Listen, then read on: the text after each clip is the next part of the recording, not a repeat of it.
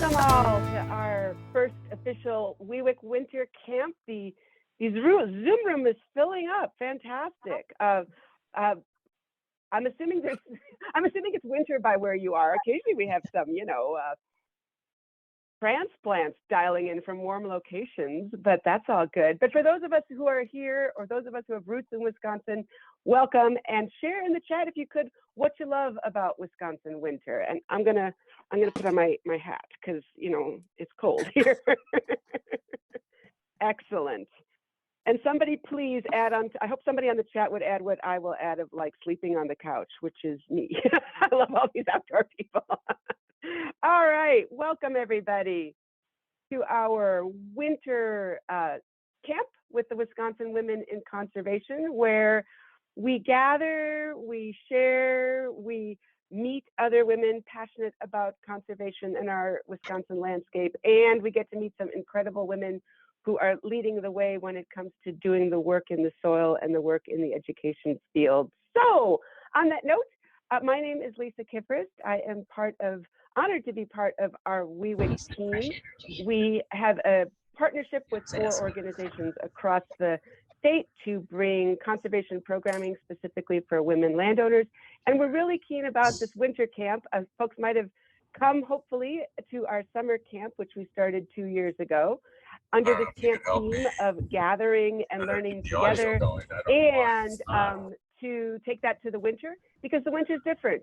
There's snow, there's cold, things aren't growing. Yes, we get that, but it also is a real reflective time, especially for us as women, to dream, to think, to learn, to research. And that's what the themes of these webinars, both the one today, and we have a second one on March 2nd, we'll share more about that. We're just so excited that you're excited about. So on that note, I am going to turn things over to my dear friend and colleague, Esther Shakina, who is our project lead for Wisconsin Women in Conservation with the Michael Fields Agricultural Institute. Dr. Shakina, might I add. We have some incredibly smart women here, and she's going to give a quick overview of where we're at and things to look forward to into the summer. All right, Esther, I'm going to get you here. Thank you, Lisa. All right. Hey, everyone. Nice to meet you all this year. We are ramping up our activities and events for 2023. So a warm welcome to all of you. Hope to see you in many more events through this year, and a great spirit of networking, learning together, and moving forward. This is Wisconsin Women in Conservation. If you've been a part of it, you know the partnering organizations. Michael Fields leading it, along with Marble Seed, Wisconsin Farmers Union, and Renewing the Countryside. We are an e-resources group. They handle our evaluations and give us the feedback on how nimble we have to be with regard to the events that we are conducting. So Wisconsin Women in Conservation, what do? We have a safe space to share stories and connect, meet other women who are passionate about conservation, finding a network of peers and professionals to thrive with, learn together about building a healthy soil, have support and technical help for conservation plans, and we collaboratively steward the land. You can see that beautiful circle that we sit in, shoulder to shoulder, sharing our stories and helping and motivating each other. So the first year, the program is, we are running like 2 programs. We've got an extension up until 2025, but we started out in October 2020 in 6 tri-county clusters. We kind of operate all over Wisconsin in different regions: the Northeast, the North Central, the Northwest, the Southwest, the Southeast, and the West Central region. We operate in 6 regions. We've got a lot to share about our accomplishments. We have about 2,200 participants actively engaged in our events and newsletters. We've completed 45 conservation plans for the women who have networked with us, and there are 60 more in the process, which we hope to complete by the summer. And then we also have accomplished the Milwaukee Urban Garden Network, bringing our friends from urban gardening also to be a part of this great movement that we have with women. We conducted 15 Zoom events, 13 learning circles, 6 field days, 6 educator events. And in 2022 alone, there were like 220 in-person events, 220 people who are connected in the in-person events and filled out evaluations to help us in our research. We'll be continuing with our Tri-County clusters this year, but in October of 2023, this year, we'll be also kickstarting 4 new Tri-County clusters, bringing the women in other counties into the network as well. Next one, please. Thank you. What are the events that we are looking forward in 2023? We have a winter webinar coming up. The next one is scheduled for March 2nd. Obviously, we are thankful to you all for joining in today. The next one is on March 2nd. So please go back once this is done and register for the new webinar as well. The biggest event we are having is also an educator conference that's coming up on April 28th. This is for any woman who considers themselves an educator in the realm of women, landowner education, and conservation. So please join us for that conference. Our web page is up, registrations are open, so you can go ahead and register. We're looking forward for 6 spring learning circles, 6 field days, and 6 fall learning circles. Summer webinars are going to come up starting out in the last Thursday of May and then going forward for the next 4 months. We have a wonderful lookbook launch that's coming up in October, kind of bringing the whole thing that we did to a crescendo, bringing out the stories of women in conservation who have gone through this process of living and also by themselves who have been leaders in conservation. So we're going to bring out a beautiful spread book about them. We have 15 conservation coaches for mentor support. We have professional program resource support, technical help, and also other educator events to bring educators together to work together in programming. Next one, please. Okay, this is just the launch. We want to show that we have a statewide conservation that I talked about. It's in Century World at Stevens Point on April the 28th. Next one.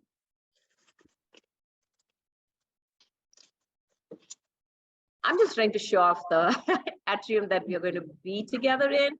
This is a beautiful space that we've reserved, and we hope we'll see many of the conservation educators there. Next one, please. Thank you, everybody who joined in. Enjoy the rest of the hour here.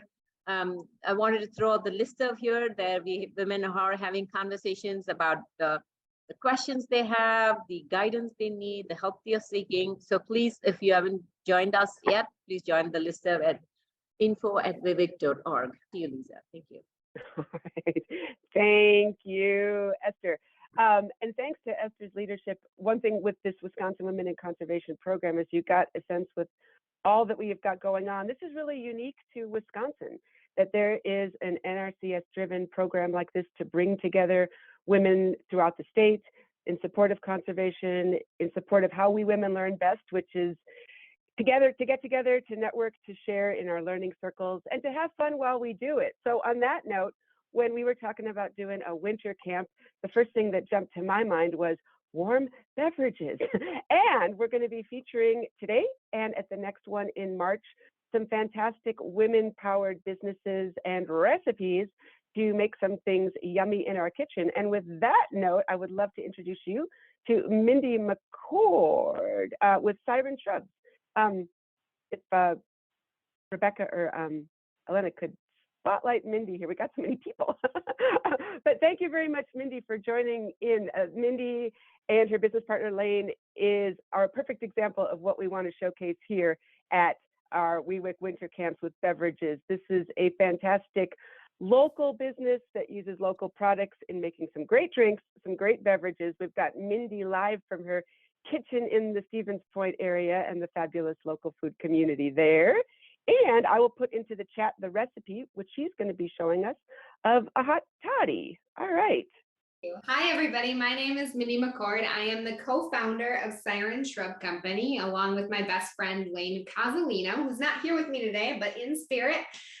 Really excited to show you how to make a shrub toddy, but I think I should give you a brief overview of what in the world a shrub is, in case you don't know. We are not talking about plants in this instance. It is the kind that you drink. Shrubs are actually a historical beverage from like the 1800s. They are a preservation method. So they're just 3 ingredients. They're organic apple cider vinegar, organic cane sugar or maple syrup, and a fruit, root, or herb. And how you use them is like a tangy, simple syrup. So you splash them in whatever you like to drink, just a little bit at a time to elevate your cocktails, mocktails, or cooking. So I'm going to make a shrub toddy for you all. It's a super simple recipe. I would guess maybe not shrub, but you probably have everything else in your pantry or refrigerators at this moment. We have an e-commerce site that if you're inspired after this recipe, you can go check out and purchase, or there's possibly a retailer near you that carries them. So we partner with a Wisconsin farm in every flavor we produce, which we think comes through in the quality. So a shrub toddy, traditionally a toddy is hot water, lemon juice, honey, and bourbon, and sometimes some sort of spice situation. And we're gonna take it up a notch. I'm gonna talk about some alternatives, as well as how shrubs are used as a non-alcoholic alternative. So since it's only noon, I will not be using bourbon. I will be using an alternative because I've got work to do after this, but let's dig in. So the first things first, you're gonna want a spirit. So it's either 1.5 ounces of bourbon, or what I did here was steeply brew some black tea. And steeply is the key there because you want it to be bitter and almost undrinkable by itself in order to come through in your cocktail. So it will still create some sort of complex flavor with that bitterness. So we're going to do 1.5 ounces in our glass here. And I highly recommend measuring because it's going to make a more balanced cocktail for you. So if you got a shot glass or a measuring cup or whatever you are comfortable using. Next, we're going to want some sort of sweetener. So you can use just traditional honey. I have Birds and the Bees, which is a wonderful Wisconsin company here, or you could use maple syrup. We've got Tap Maple Syrup, which is an infused maple syrup brand in Wisconsin. We actually share an office with them, so that's kind of fun. Or if you're into like making simple syrups or things like that, you could use that as a sweetener. But I'm going to throw a real twist in, and I'm going to use a hot pepper infused hot honey from a company out of Wauwatosa called Flower Girl and Flame. So this will just warm me up a little bit because it's cold here. So we're going to do just a tablespoon of the honey in your glass. Okay, and then next is our shrub. You can use any flavor of shrub in this recipe, but I'm choosing our limited release currant, black currant shrub. It's super jammy, and I think it will pair really well with cinnamon, but I think maple ginger or tart cherry or Honeycrisp or you name it would probably be just fine, but we're just gonna need 1 ounce of that. 1 ounce, and as you can see, it's kind of thick like a syrup. So you use it like an acid in the way you cook or make cocktails. Okay, up next we have some lemon juice. And if you wanted to put a spin on the lemon juice, you could use whatever you have handy in your refrigerators. So lime, grapefruit juice, any sort of citrus would work. And we're just gonna do 1/2 ounce of that. And then you simply top everything off with some hot water. Give it a stir.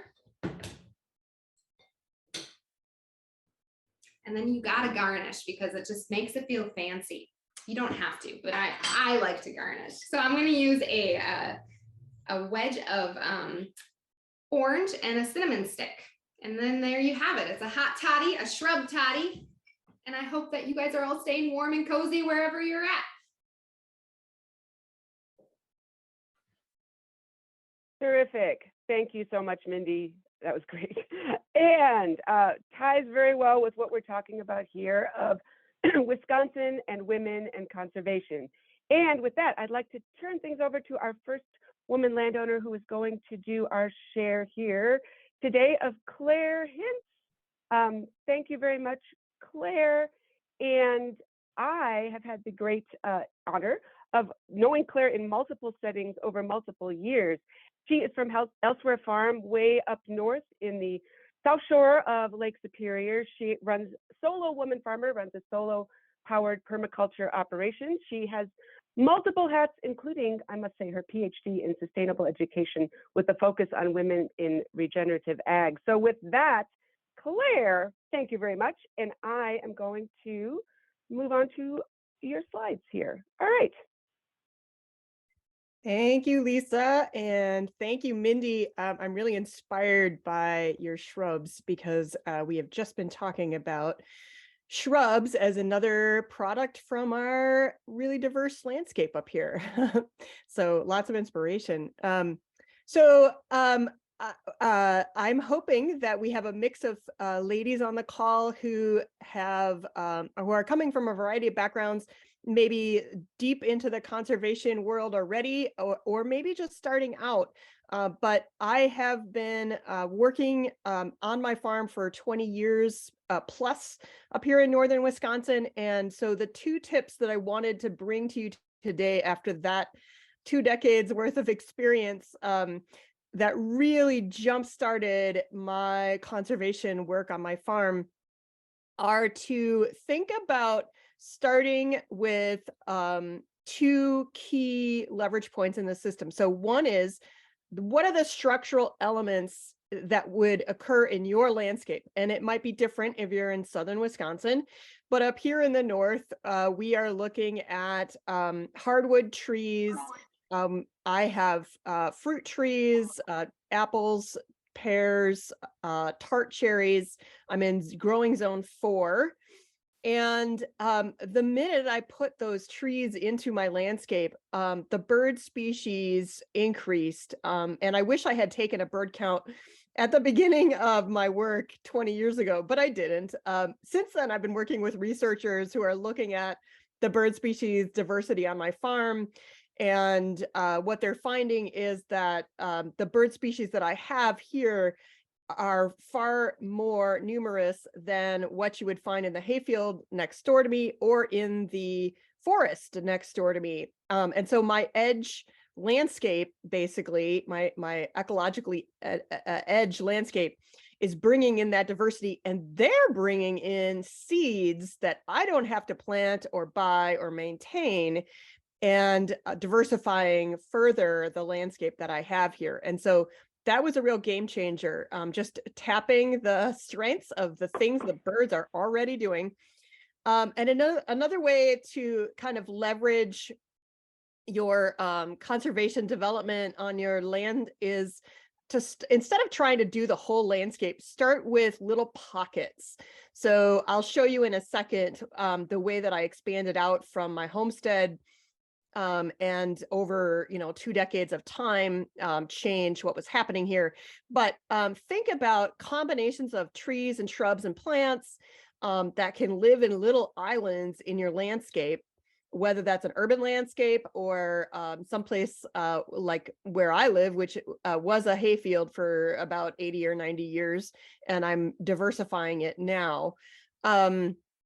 And so for me, that's combinations of oak trees and fruiting shrubs and herb plants. And I am a commercial farmer. I get 100% of my income from my farm with a couple extra things on the side to glue it all together. And so I really am looking for ways that that landscape can pay for itself and for increasing the biodiversity that I have here. And that was a good economical way for me to go forward over the last 2 decades. So Lisa, do you want to advance the slide there? I have a couple of pictures and a little map to show. So this is the overhead view of the nearest part of my farm. You can see the homestead in the lower right-hand corner there. And I started with right around the homestead. I planted a perennial flower garden for pollinators. I added some fruit that needed careful attention. And then I moved out from there into what's called zone 2 of attention. And those are my market gardens. That's my perennial polyculture of orchards. And then from there, I moved even further out, more layers of orchard, more pasture for my animals. I'm raising pastured pigs and free range chickens. And both of those animals are moving through my landscape to cycle nutrients, to manage insect pests. And those animals allow me to have a much more perennial landscape with the fruit and through the trees and shrubs. And so there's no tillage happening and almost no mowing in those areas either, which means that I can harbor a lot more ground nesting birds here. We are on a migratory flyway where I live, and so we get a lot of migrating birds through here. So they have a refuge to come to, and then species that, again, nest on the ground are welcome here. Because my hayfields, I don't mow the orchard until very late summer, and then the same with the actual hay fields beyond these pictures. Lisa, if you want to jump ahead, I just have some pictures for inspiration. Yes, and each zone is less attention as you go out to zone 3 from zone 1. Zone 1 is a place where I need to spend time like pretty much several times a day. And then zone 2, I go out twice a day, generally to do animal chores. Zone 3, I'm in maybe once a week, depending on harvests. Yeah, that's a great question, Kat. And if others have questions or comments, throw them in the chat. I am monitoring that as best I can. And yeah, so here's a picture of what my landscape looks like. So you could see huge structural diversity. The chickens are mowing in the drip line of my orchard to add the fertility right back to my trees. I'm getting eggs from those animals, which are going in my CSA shares. I raised some turkeys as well. Yeah, and Mr. Pickles down there in the middle. So I wanted to show that picture because pigs generally create wallows in the mud. We have heavy clay soil where I live. And that just small pocket pond creates so much diversity on my farm. So I'm finding turtles out in my orchards, and I've got I think there's maybe 12 or 15 species of frog in Wisconsin, and I think I've counted 10 at this point, judging by the frog song. Just because I've got these little pockets of moisture where the frogs can lay eggs later on, you know, when the pigs are in a different paddock and those ponds are not being used by the pigs. And so just that little bit of extra help from the animals creates, again, more biodiversity. And lots of questions coming in. I will respond to some of them here. I don't want to hog other people's time, but I'll answer them in the chat. I am working, if you go to the last slide, Lisa, I am working with the Savannah Institute and then a local bird expert here in Chequamegon Bay on Lake Superior named Dr. Ryan Brady. And then I'm also working with University of Saskatchewan researchers as well. And the result is that I've got way higher organic matter in my soils. So I'm at 10% even in my market garden, which does see more disturbance than my orchard. The insect biodiversity is significantly higher than either the forest or the surrounding hayfield. And then I have already mentioned the birds as well. Bulk density means that my soil is, when it's lower, it means it is not compacted on my soil. So I'm not running heavy machinery either over my soil. I don't have heavy machinery to run. And so that's helping with air quality in the soil and then overall soil health as well. Great. Okay, and Lisa, I don't know if there's one more slide, maybe not. I threw a couple pictures of pollinators in this. No, that's yep, just you know, the pollinators and the birds, all of that has just jump started as I sort of tapped my animals and created those little initial pockets, structural diversity and the islands, the biodiverse islands. I'll answer questions as we go forward. Thanks.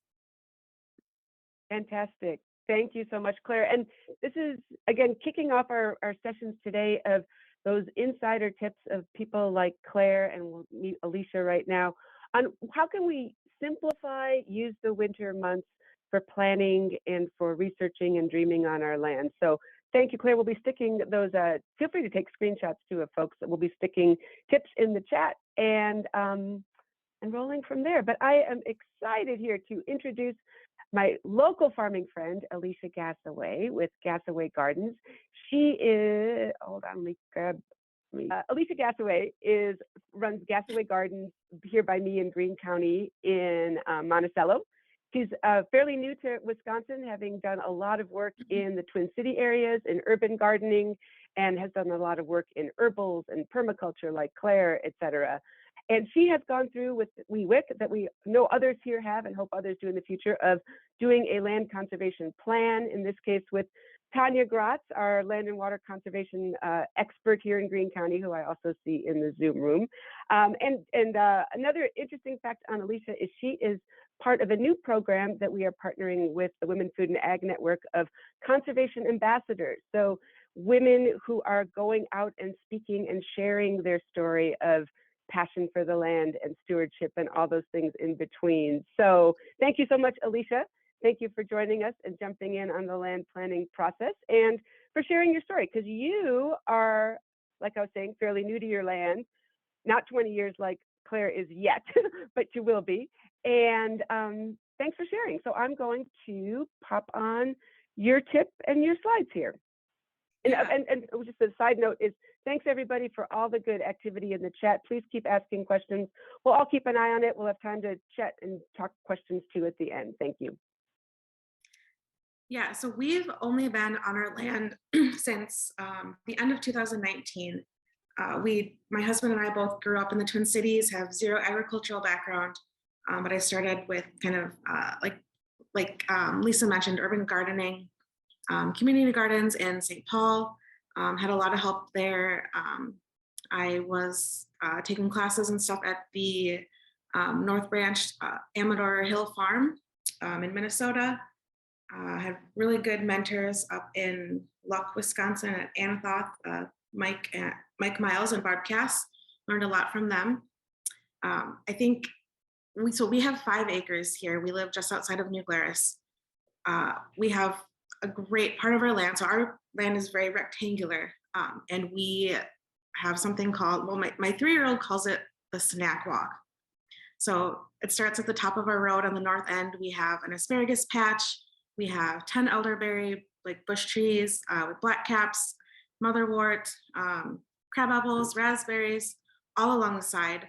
And on our East Valley, we have rose hips and white mulberries, a really great sledding hill. Mint garden, we have 10 plum trees, 3 apple trees, and it kind of goes around the outside. So we have friends come over, family can come and just walk along in season and have a lot of snacks. It's really great.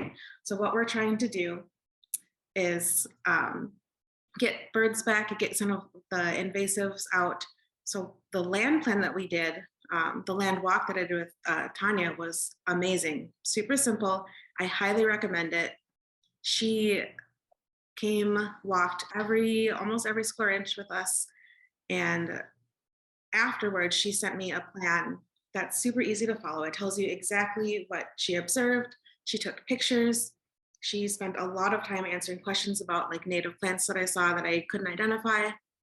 And then in the plan, she gave me suggestions on what to do, like when to start them, resources, like a whole list of resources, and also recommended things to actually put in her land. So our biggest problem was a windbreak.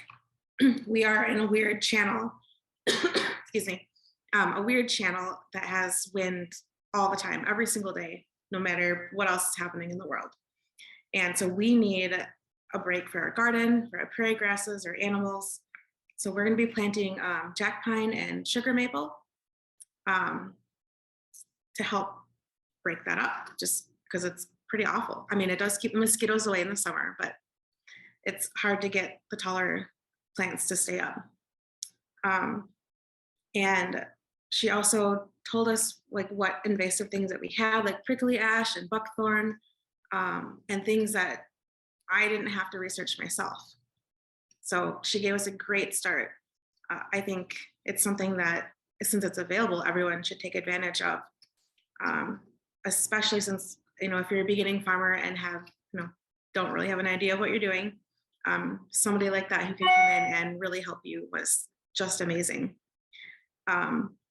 One thing that we did notice with some changes that were recommended, we have a lot of birds coming back, and kind of proof of what we're doing is working, because we had a snowy owl, we had a great horned owl, and we have a resident like mating pair of eastern screech owls here on our 5 acres. And normally, that's kind of a small territory for more than one owl. we have chickens, we have goats, we have ducks, and we don't have problems with those predators because there's so much bird life and other life here.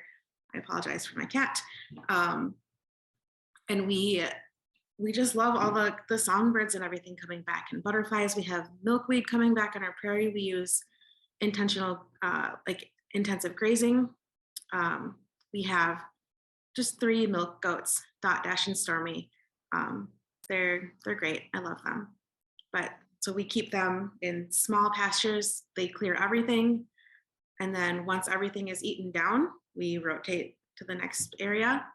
And yeah, we get all the butterflies coming back, the milkweed, vervain, goldenrod, aster, wild indigo, instead of just like straw grass and like the prickles, thistles. So the picture there is my 5-year-old son with a bucket of weeds. We dump those into the goat pen and they just eat it up. And then we have a compost area, goes back onto the garden. Intensive grazing really helps our soil. We have really a lot of clay and a lot of rock and stone, and I actually pay my kids by the bucket, 5-gallon bucket, to pick them out. But it aerates the soil. The manure is evenly spread because they have to stay within that pen instead of just, if the animals have a whole bunch of acreage to be around, they kind of go to their favorite spot, and then it's just a lot of concentration there instead of going everywhere. I think one of my number one tips, besides getting the land walk and doing that with her, is following your phase of life. So I have 2 young kids. I am a stay-at-home mom. We homeschool, and it can be a lot to start on things, but I break off. So like Claire said about her zoning method, I kind of break things into things that help me relax and recharge, things that are challenging but give me like a sense of accomplishment, and then things that help me learn. So an example of those would be like weeding. I think is really relaxing for me because I can see the progress, and it's just kind of mind numbing. You can listen to a playlist and just get it done. My kids like to help me with that. The things that challenge me are things like pulling rocks, trying to get rid of the prickly ash. That's really annoying, but it's good for us. We also have some wild parsnip near a road, which I don't like. So pulling that up, being really careful to get rid of that properly instead of cutting it down so it just regrows. And then we're constantly asking for help and, doing our own research, reaching out to neighbors. I'm part of the Soil Sisters group in Greene County, watching videos and getting books from the library. There's always something to do. So even if, you're not feeling well, you can read a book and find good ways to help your own land. But I guess my other tip would be just to know your land. If you don't want to walk with and do like the official land walk it yourself and see what's going on, what's already there, what are the strengths. Just really kind of know the land for yourself. I really enjoy everything that I've learned just by being out there with my kids and playing in it. Oh, that's great. Thank you, Alicia. Could you share, because you've been on your land a couple years now, how do you personally manage like just not feeling overwhelmed? You had shared about taking things with your life phase, but how do you keep motivated for the journey? Because there's a lot of weeds for your kids to involve. I guess if you sit down and like make a list of things and you're like, oh wow, that's a lot of work, like we're never going to have time to do that.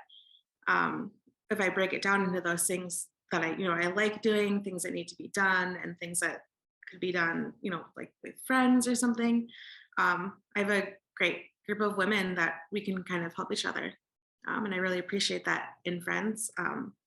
And my husband and I, before we had kids even, would ask other people who we knew had more experience if we could learn with them and help them and, volunteer our time for their knowledge.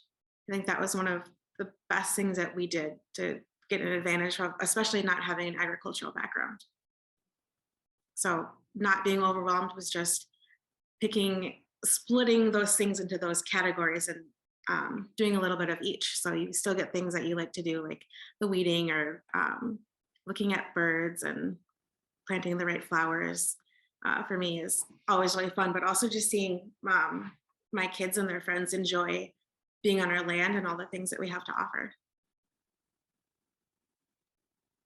Perfect. All righty. Well, thanks, Alicia. Please keep asking questions in the chat. We have our team here and our speakers to help answer those. And on that note, I wanted to introduce, we've got 3 women from Pheasants Forever, Britta Peterson, Gretchen Sidlarczyk, I hope I got that right, Gretchen, and Julie Peterson. WEWIC has been honored to have a great partnership with Pheasants Forever since the start of the program. They work wonderfully in habitat restoration, more than just pheasants, and bring a wealth of knowledge on that conservation planning front. So we've asked Julie, Gretchen, and Britta to also share one of their tips on planning for one's land, and especially how to do that in the winter months. So with that, I'm going to bring in, we'll start with Britta here. All right, thank you so much, Britta. If you could share a little bit on yourself and a little on Pheasants Forever to kick us off, and we'll get into your tip. Thank you. But yep, my name is Britta Peterson. I am originally from Northwest Wisconsin. I'm actually from Luck, which Alicia mentioned just a little bit ago. I know Mike and Barb pretty well. But anyway, I grew up there, went to school at UW Stevens Point, and have a degree in wildlife ecology and resource management. So I'm a wildlife lover overall. And so now as a biologist with Pheasants Forever, I work a lot with landowners, doing site visits like we kind of mentioned, but as a Farm Bill biologist, we kind of visit with a lot of different types of landowners, do a lot of different types of habitat work, and so it's something different every day. So really, Pheasant Forever biologists kind of end up being a one-stop shop in a lot of regards for some of the programs and other agencies and organizations that can help landowners. We have good relationships with our partners and our friends at WEWIC and a lot of other partners in the area. So we try to. We're gonna just quick jump ahead to tip number 4. And Gretchen, if you wouldn't mind jumping in here. Sure. Of writing down your goals. All right, thank you. Yep, I'm Gretchen Sidlarczyk. I'm the wetland easement team specialist for Pheasants Forever. So do a lot of the same stuff that Britta does. I focus a little bit more on wetlands, but also do a broad range of site visit type things. So my kind of tip is, I think one of the most overwhelming aspects of deciding what to do with your land is that there are so many different routes you can take, right? So if you talk with a neighbor, a consultant, you're looking at a website, we're all going to have kind of different things that you can do with your land. And so that can be a really daunting task to figure out like which path you want to choose. So my tip is to really, slow down before you make any big decisions, kind of think about what your goals are. So, it's important to know where you're going, what you want to end up with before you decide what you are going to do. Which makes sense. Most of us wouldn't just jump in a car and start driving and just see where you end up. Usually you have a destination in mind, and that's probably not a good example. I have a feeling we have a lot of adventurous spirits on this call, but it's just kind of the same principle with land management. Defining your goals or knowing your destinations can really help you make those decisions. And then write your goals down, and that way you can revisit them. You can pivot if you need to. They're not set in stone, but it does help for you to be able to revisit them and to be very clear if you write those down. So you're looking at overall property goals, things like income, for a lot of us, timber, crops, maple syrup, agriculture. It could be recreation, hunting, bird watching. A lot of times when I ask landowners what their goal is, they say, very proudly, I want to help wildlife, which I love to hear. but also being a little bit more specific, you know, what kind of wildlife do you want to see? Deer, pheasants, turkey, maybe pollinators is your goal. So, you know, maybe a better goal than just helping wildlife would be like, I want to attract more monarchs on my property. And then thinking of kind of sub goals for those larger goals, or maybe more short-term goals would be a better way of saying that. So like in the next few years, what do you want to see on your property? You know, so if your larger goal is to attract more monarchs on your property, a sub goal could be something like, I want to see in the next 3 years, this field have 200 plants, you know, 200 stems of monarch per acre, you know, and that way it's measurable. You can say, yep, check, I did it. Or, you know, maybe I need to pivot and do something different. And then prioritizing those goals, you know, most of us aren't going to have just one goal that they want for their property. So being able to kind of prioritize those different goals so you know kind of what decisions you want to make. So maybe if wildlife and habitat are your top priority, then some concessions may need to happen as far as loss of profit, and vice versa. If costs and revenue is a more of a major priority, then some concessions may need to happen as far as habitat, and that's okay. But that can help you kind of make those next decisions. So Lisa, if you could go to the next slide. I just have a couple quick examples of how different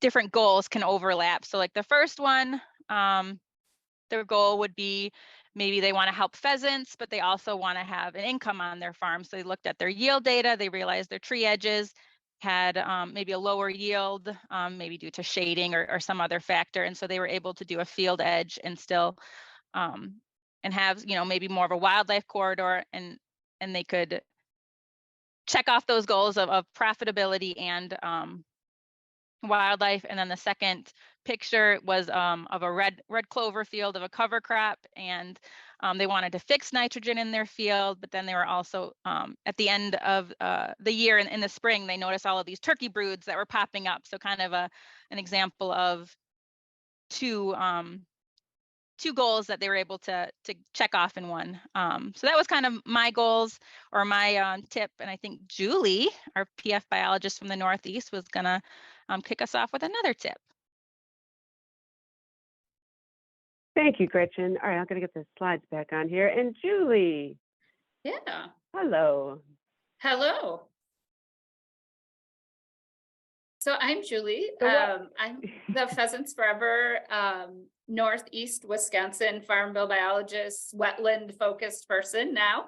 And I just wanted to let you know, Britta said she's trying to come back in. So it sounded like Zoom broke, but she's trying to get back in. So maybe by the end here, she'll be back in to share her tip a little bit more. But so I live in Green Bay right now. I grew up in northern Minnesota, and I currently own some property with my husband north of Green Bay. And my tips are pretty simple, but you know, sometimes we get overwhelmed when we have property and there's all these goals and all these things we want to do.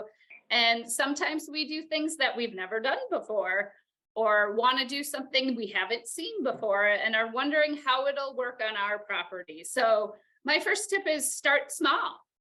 Maybe, you know, like one of the things I did on my property up north was plant smaller fields to pollinator plantings and prairie plantings. I really would like to have my whole property in prairie, but it's just not the right time and goal right now.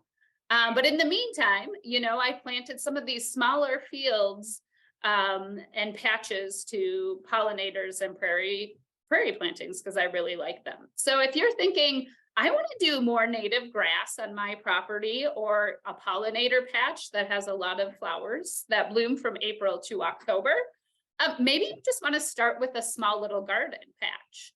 And maybe it's converting a little bit of your lawn into prairie with seeds, or maybe it's finding little plugs and planting them and just kind of go through the process so that you kind of understand it in order to do it at a larger scale down the road on a larger piece of your property. The other tip that I had was, some folks on this call, or maybe a lot of folks on this call, already have kind of a plan and set goals and things. And the idea of recognizing you've made steps in this plan already and celebrate those. There's my slide up there I see now. So celebrate those steps, because sometimes we get so excited about the plan and where we're going and the final product, and we forget to celebrate each step and how important it is to get us to the end goal. And then lastly, I just want to say every great plan changes. And so being flexible with weather, timing, finances, life happening, and changing your plan is very important as well. So there's that. It's great to be on today. And is Britta back?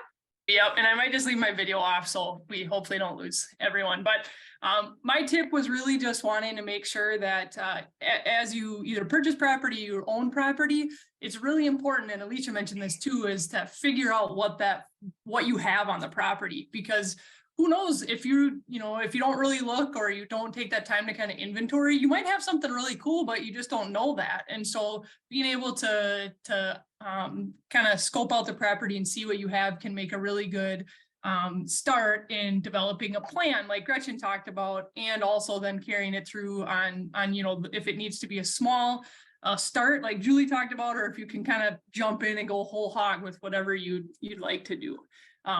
So Lisa, if you want to go to the next one. So just a couple of the ways to do that I just wanted to mention was, a lot of the ladies on this call, I'm sure already do this and are really good. But that self-education part is, I'm old school and I love books. So I still have my plant books all over, bird books. So I bring those to the field whenever I go. A lot of apps are out there right now, which are kind of in the bottom part here. There's Wisconsin Wildflowers is a good one for plants. Seek is really cool by iNaturalist. You kind of just hover over what you're looking at and it'll bring up a suggestion. Leaf Snap is the one on the right there. So that's more of a tree identification. And so there's a lot of different technologically advanced things that you can use if you'd like. And I would just say too, that spending time on the property through all seasons is important, because, say if you have a property that you maybe only visit in the summertime, you're only going to know what's there in the summertime. You might miss out on spring bloomers or fall bloomers if you're looking at plants, what the plant community is. So make sure you're, checking out the property all the time. If you can find friends that enjoy the same things you do or are interested in learning as well, kind of like we've talked about already, but having that group to learn together and also provide different, learning and avenues to learn is good. I love going hiking with birder friends, because I'm not a great birder, but I like plants. So we can kind of all combine, and you get to learn both plants and birds. And neighbors, maybe if you don't know your neighbor, maybe take a walk with them and see what they do know. And the last thing I would just say too is then that professional help. So that's kind of what this picture here on the left is. This is me visiting with some landowners. So that's what us as farm bill biologists do. There's a lot of different agencies and organizations though that are, will offer a site visit so that we can, look at the property with you. And if you are interested in, say, programs or just technical assistance, that's what we can do. The picture in the upper right is Julie and Gretchen and our other farm bill biologist ladies from last spring. This is our group we were working, but it was a group of friends that we were all, looking at plants together and getting really excited. So that's just that community space as well. So knowing what you have is extremely important, and getting out on the property and checking it out. So that's my tip. Know what you have. Terrific. Thank you, Britta. And thanks for everybody who's been chatting in the chat, as we always do. We have opportunity for some questions now from our speakers, who I will add into spotlights here. Again, in your view screen, you can do gallery or speaker view, but we've got Claire and Alicia and Julie and Britta and Gretchen. So yeah, feel free to throw things in the chat, or also just unmute and ask. And I'm sorry, before we get started with that, I just want to again invite folks to the next winter camp we're doing. It'll be in the same theme of using the winter for land planning, but a little more personal in that it's caring for your land and yourself, balancing conservation amidst our chaotic lives. So we'll be doing some more women landowners doing a share, but also from a personal perspective on how one keeps things balanced. And also we will be having resources from Pheasants Forever Women, and Chris Frakes from Farmwell, Wisconsin will also be here on a little bit more on the mental health side of conservation and how we can keep at it and keep supporting in the long run there. So yeah, questions, please feel free to unmute or ask in the chat, and I'm gonna find my other speakers here.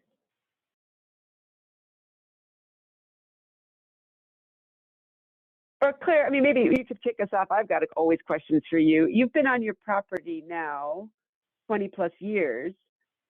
Is there things you would have done differently when you first started?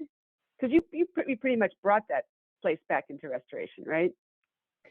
Yeah, I should have maybe started out with my context, but so I have 40 acres, 3 miles from Lake Superior on Bark Point. It's 50 miles east of Duluth, Minnesota, zone 4, growing zone 4, slowly moving into growing zone 5. And so, yeah, I don't know that I would change too much because I did start with putting in the tree layer first and then working back down to some of the flowering plants and other species. I certainly started aggressively and bit off a big chunk, but that's sort of my personality. And so I don't know that I would have changed it. I also learned a lot by doing that. And, you know, the things that didn't work or that did, you know, that jump-started my knowledge a lot. And I see in the chat, Julie is asking, what's the most unusual bird I have observed on my property? Oh my gosh. So this fall, we had a migratory bird that was way out of zone, way in the wrong place. And I'm not going to remember the name of it, but it's this beautiful white bird with a very long forked tail. And it's more like supposed to be southern Wisconsin, northern Illinois, Iowa, is out on the edge of its range. Totally blanking on the name of it right now. We had this whole debate on my Facebook feed about what it was. But yeah, just completely out of nowhere. And it was just having a great time in all of my fruiting shrubs. So it was a fruit eating bird, not in the right place, but finding a little refuge before it's hopefully getting back into its correct route. I think it just went north instead of south. But let's see, someone else has a question. 20 acres of raw land. Yep. Yeah, it sounds like me.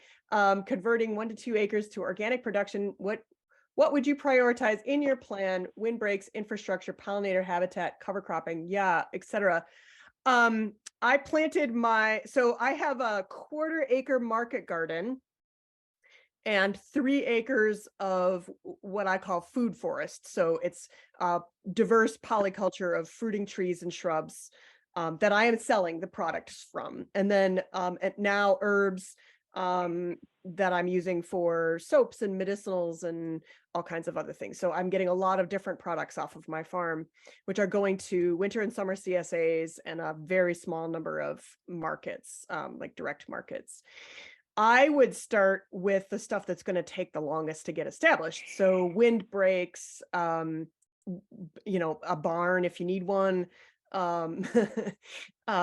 fencing. So we have high deer pressure here. And if I didn't have the woven wire fence, I wouldn't have crop. You know, somebody asked earlier about predators. We love the predators. We love the coyotes. We love the wolves. We love the fisher because they are keeping down the bigger problem, which is deer for me and rabbits. And so, yeah, delighted to have those predators. So somebody asked about researchers. I am Yeah, Ryan Brady is one, and then the University of Saskatchewan team had a birder that came in. So we've done several years of bird inventory here. And if anybody wants to email me afterwards, happy to share that list. Unfortunately, like I said, it was 15 years into doing the work, and so it wasn't at the beginning to know what's come in, but I can tell you for just anecdotally from my observations, the number of sparrow species has probably tripled. And then tons of fruiting birds that we hadn't seen, fruit eating birds that we had not seen here before. Yeah, somebody else asked a question about hand harvesting polycultures. Yes, I hand harvest. I did not set up for machine harvest. You could do that. But I did not want to be reliant on a tractor and tractor implements. Just, you know, the long-term model that I am working on is a climate resilient farm for one person who is making a full-time living off of that land. And climate resilience means I'm not relying on fossil fuels. I'm got a biodiverse set of products that will come through no matter what the weather is doing this year. And so that's a whole other conversation we can maybe have sometime, but I'm 10 years into seeing the impacts of climate change already on my farm. And so the more conservation we can implement, the more resilient we're going to be against the shocks that we're already starting to see. So. Mhm. Terrific. All right. Well, thank you again, everybody, as always, for coming. This session has been recorded and we're going to post it. You'll see it in the blog if you missed something, or please share it and send it with a friend, and hope to see you back again for March 2nd. I know we're calling it winter camp, but March feels like spring to me and I'm really excited. I'm not going to wear a hat, it's going to be great. So it's a separate registration, so please just pop in for that Zoom link there. And happy to, again, keep things open here if there's other questions or things that folks have, but if you need to move on to other things, we wish you well and a good, healthy month till we gather again on March 2nd. Thank you, everybody. And thanks so much, Claire, Alicia, Julie, Gretchen, Britta, for rolling with the flow, and Mindy for that great recipe we're all going to try. We'll have another one come March. Thank you, everybody.